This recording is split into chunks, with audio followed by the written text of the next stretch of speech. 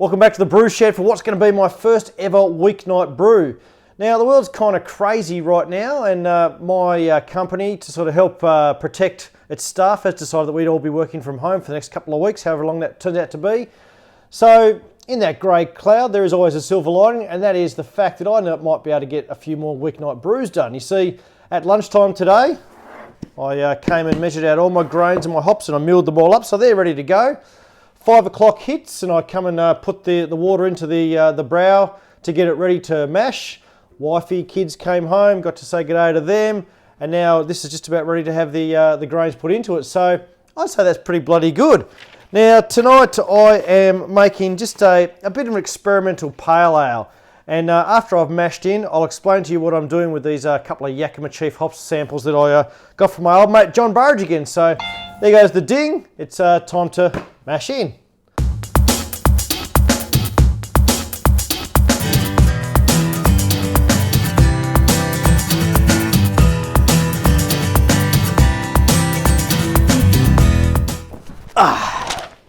So the recipe, pretty much an American pale ale, but going with that sort of whole idea of the Whirlpool hops and then a double dry hop to go along with it. Sort of what I learned from making that hazy the other week.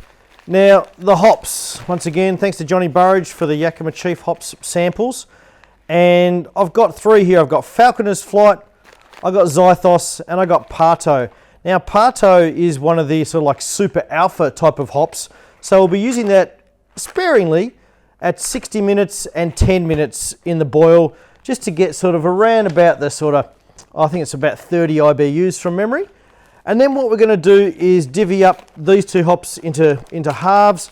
We'll be putting in 10 grams each at the closeout through the Whirlpool hop stand, whatever you want to call that.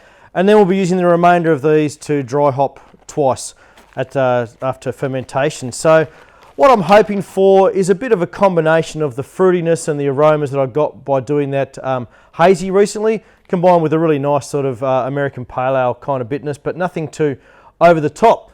So it's really experimentation tonight to see how we go, because I haven't brewed with any of these hops here before.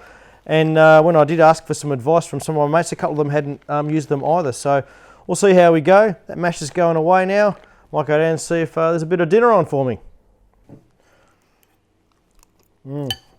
Delicious. Just multitasking here tonight. Wifey has made me a beautiful beef stew for dinner.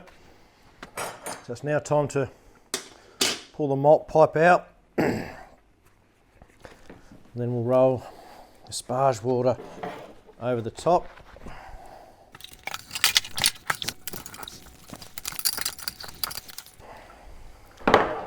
Made that look a little harder than it needed to be tonight. God.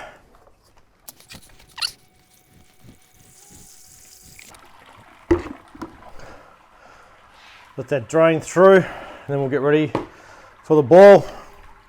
I'll finish off the stew.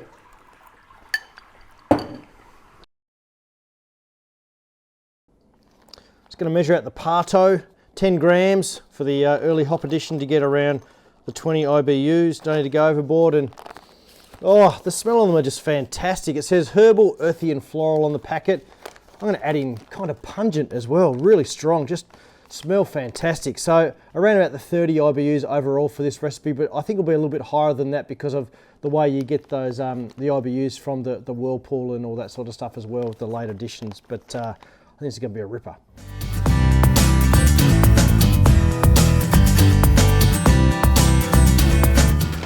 As you can see there, we've got a pretty vigorous boil going on.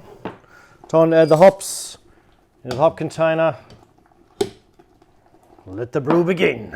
So just very quickly while waiting for the boil to finish, take you through the recipe. The Yakima Hops Pale, 5.8% American Pale Ale, 28 IBUs, although it'll be higher based on the Whirlpool hops I'm about to add. 5 kilos of Maris Otter, half a kilo of wheat malt, Pahto at 60 and 10 grams each for bittering, and then the hop stand with the Falconers and the Zythos to try and get some nicer aroma and flavour going, and then double dry hopping later in the week with those same hops in equal additions. Mangrove Jack's US West Coast M44 for the first time I'm using that, so we'll see how it goes, and just a normal mash profile, in at 66, out at 78, and we're done.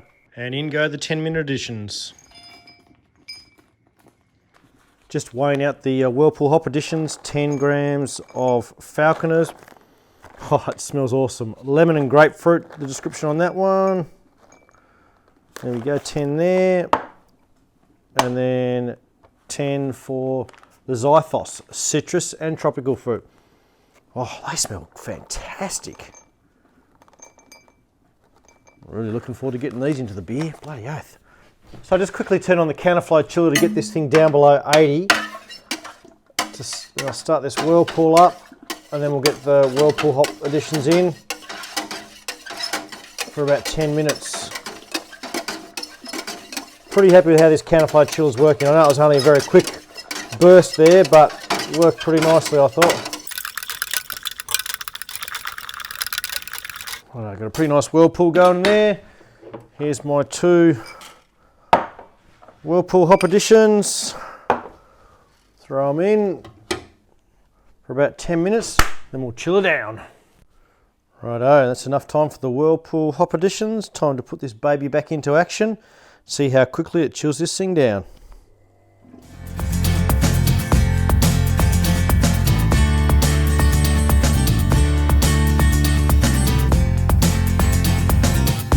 Well, I am very, very happy with that. Started the brew day around 5 and it's about 8:45 now, and I'm about to finish draining and pitch my yeast and then clean up, and I know with this thing it only takes me about 10 minutes to clean it, so that's a pretty good after work brew day when I'm working from home. So mill the grains at lunchtime, measure it all out, be ready at 5 to knock off and get straight into it, and that's pretty bloody good stuff. Might be a good thing this working from home. I might get to brew a few more beers. So as usual, let me know what you thought of the brew day. If there's anything I can do to improve, let me know. I'd love to hear from you. But until we talk again, this great big craft beer land of ours, cheers to great beers. So here it is. It's got a slightly sort of grassy kind of aroma, and maybe a touch of tropical, maybe nothing over the top. Probably need to maybe go a bit harder on the dry hopping for this one. Tastes pretty good. Pretty happy with that. A little bit fruity. Got a sort of like a really late pang on the bitterness at the very, very end of it. I quite like that. Yeah, that goes all right. So, I guess until we talk in the next time in this great big craft beer land of ours, cheers to great beers.